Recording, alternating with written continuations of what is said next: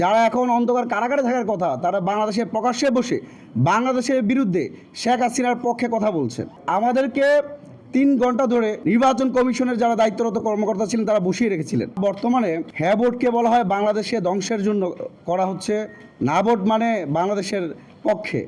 আমরা মনে করি সেই সকল জাতীয় পার্টি যারা এখন অন্ধকার কারাগারে থাকার কথা তারা বাংলাদেশে প্রকাশ্যে বসে বাংলাদেশের বিরুদ্ধে শেখ হাসিনার পক্ষে কথা বলছেন।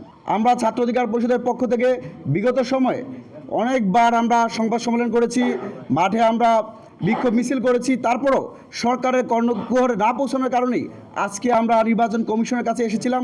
তো অত্যন্ত একটা দুঃখের বিষয় আপনাদের কাছে বলতে চাই, যেটা প্রথমেই বলেছিলাম যে দুপুর 12টায় আমাদের আজকে কনফারেন্স করার কথা ছিল আপনাদের সাথে, কেন 3:45 হলো? আমাদেরকে 3 ঘন্টা ধরে নির্বাচন কমিশনের যারা দায়িত্বরত কর্মকর্তা ছিলেন তারা বসিয়ে রেখেছিলেন। যখনই দেখতে পেয়েছেন যে জাতীয় পার্টি, দেখেন আমরা ভয় পাই, আতঙ্কিত হই, যেই জাতীয় পার্টি বাংলাদেশের মানুষের ভোটাধিকার হরণ করেছে, যেই জাতীয় পার্টি আওয়ামী লীগকে দৈত্য দানব হয়ে জন্য পিছন থেকে কলকাঠি নেড়েছে প্রত্যক্ষ এবং পরোক্ষভাবে, 2014 সালে একটা ভোটারবিহীন নির্বাচন উপহার দিয়েছে, 2018 সালে ভোট ডাকাতি নির্বাচন উপহার দিয়েছে, 2024 সালে দামি নির্বাচন উপহার দিয়ে পুরো বাংলাদেশের গণতন্ত্রকে ধ্বংস করেছে। সেই জাতীয় পার্টির পক্ষে নির্বাচন কমিশনের সফটনেস দেখে আমরা খুবই হতাশ হয়েছি। আমরা আশঙ্কা প্রকাশ করছি যে এই নির্বাচন কমিশন 45 জন ঋণ খেলাপিকে বৈধতা দিয়েছেন, যেই নির্বাচন কমিশন দ্বৈত নাগরিক, তাদের আরপিও তো আছে, যারা বাংলাদেশের বাইরেও অন্য কোনো দেশের নাগরিক রয়েছে, তারা নির্বাচনে অংশ নিতে পারবে না, তাদেরকেও বৈধ ঘোষণা করেছে।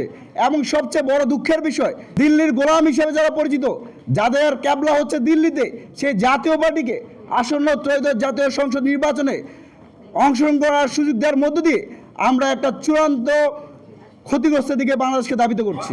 আসন্ন ত্রয়োদশ জাতীয় সংসদ নির্বাচনে জাতীয় পার্টিকে অযোগ্য ঘোষণা করে তাদের দল নিবন্ধন বাতিল করতে হবে। কিন্তু যদি এই নির্বাচন কমিশন তা করতে ব্যর্থ হয়, আমরা এখন পর্যন্ত তাদের যে আচরণ দেখেছি, তারা সে জাতীয় পার্টিকে আমাদের স্মারকলিপি দিয়ে বিভিন্ন জায়গায় পাঠাইছে, কথাবার্তা বলতেছে, ভয় পাচ্ছে, কয়টা সেটেল ইস্যু।